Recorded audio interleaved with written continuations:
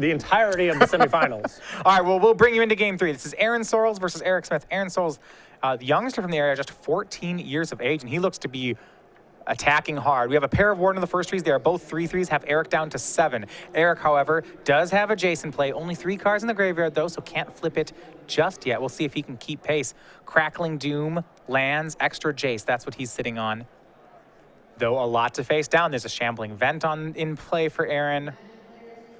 Does look like Erik has fired off a Duress this game, so in the event that he flips a Jace, gets it into the graveyard, he can try to get additional cards from Aaron's hand. So we go back to Aaron, draw for the turn. He has at least 2 lands, 3 cards total in hand. Shambling Vent in play. Could add 1 additional attacker. I think he might be on all lands. And that's it. Fires up Shambling Vent. So here's 3, 3, and 2. That's 8. It's going to force Erik's hand. Crackling Doom is the play from Erik Smith. Aaron sacrifices 1 of the Wardens. And I like how Erik played this because he put that card in the graveyard. That's card 4. Now he can block, loot, and flip Jace, not lose a creature. Exactly, and if he blocks with the Jace first and then does that play, Aaron can simply sacrifice the Warden that's blocked, and he loses out on, or gains rather, several points of damage. So great sequencing from Erik Smith. He will flip the Jace. He'll take 2 off Shambling Vent. That drops him to 5. Aaron up to 18. But he did get the loot off, and Utter End was the draw for the turn as well. So a kill spell in hand. Only 1 creature left for Aaron. Don't count the Jeskai decks out just yet. Erik's putting up quite the comeback. Go back to his turn. 2 lands, another Jace, and Utter End. Can't do Jace and Utter End at the same time. Also has Crackling Doom and Duress as cards he could flash back. Although his suite of cards right now does not look that effective at containing Shambling Vent, which is problematic. Yeah, Jace can't plus to shrink Shambling Vent. Utter End can't exile Shambling Vent. He is very low on ways to deal with the manland. Jace will give Duress flashback. He wants to know what's going on. If he can't answer Shambling Vent, he can answer everything else.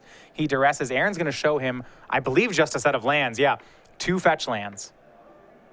So a whiff there from Erik.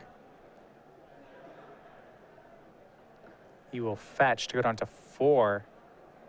This is very low for Erik Smith.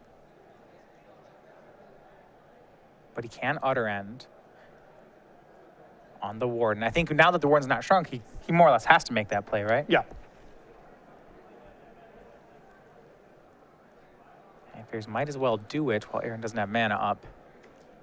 Although going to 4 here is no small cost for Smith, as now Shambling Vent, 2 Shambling Vent hits kill him. We go to Aaron, draws for the turn. It is a hanger back walker. He has a decision. Shambling Vent can go at Erik or can go at Jace, and both are pretty reasonable lines.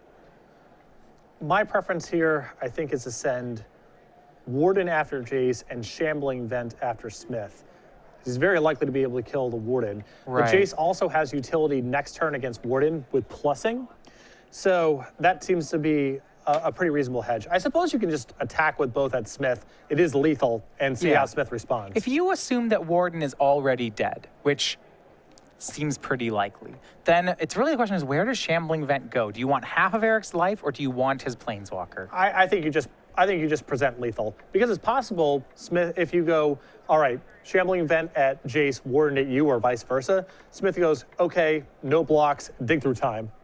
And that's so where, it's so possible Erik has nothing. It's possible he has dig through time removal spell, or it's possible he has nothing. And in both of those cases, you're better just forces the issue.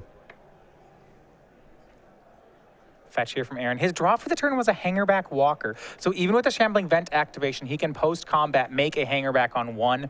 1/1 seems poor at this point in the game, but when your opponent only has 2 life points, 1/1's fine. And in these kind of matchups, it does matter because of fetch lands. Those little points you get in might shut off lands down the line. All right, so here's Shambling Vent. It's activated. Aaron's going to have to decide where things go. Both of them, looks like they're both going at Smith. Yeah, just present lethal.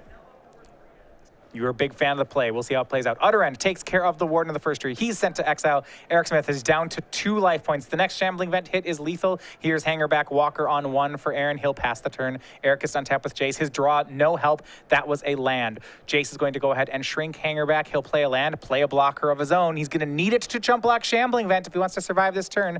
Can Aaron draw a kill spell of any sort? Don't believe so. It's just a land. So 2 lands on Aaron's side. A Hangerback with no power. That's not a good attacker, but he has a lethal attack on board, and that's what he'll make. Shambling Vent is the activation as a 2/3 lifelink. It is going to be lethal. It'll come at Erik.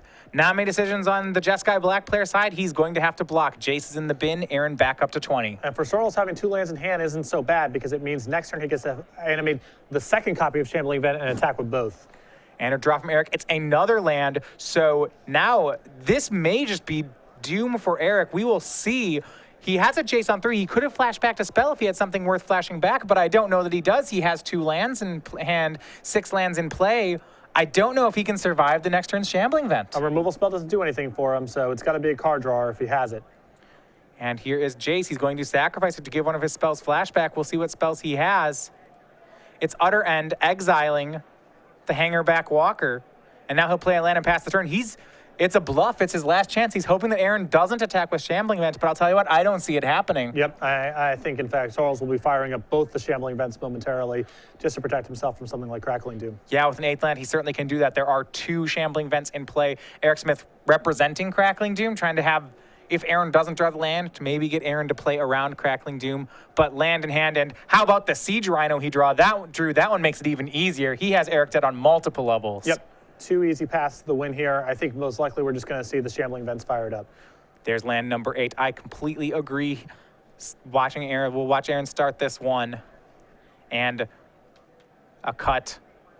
Here's 4 mana. He'll first try for the card in hand. It's Siege Rhino. Erik's card is not a counterspell. And there you have it. The young one, the 14-year-old Aaron Sorrells, wins 2-1, defeats Erik Smith, and he is on to the semis.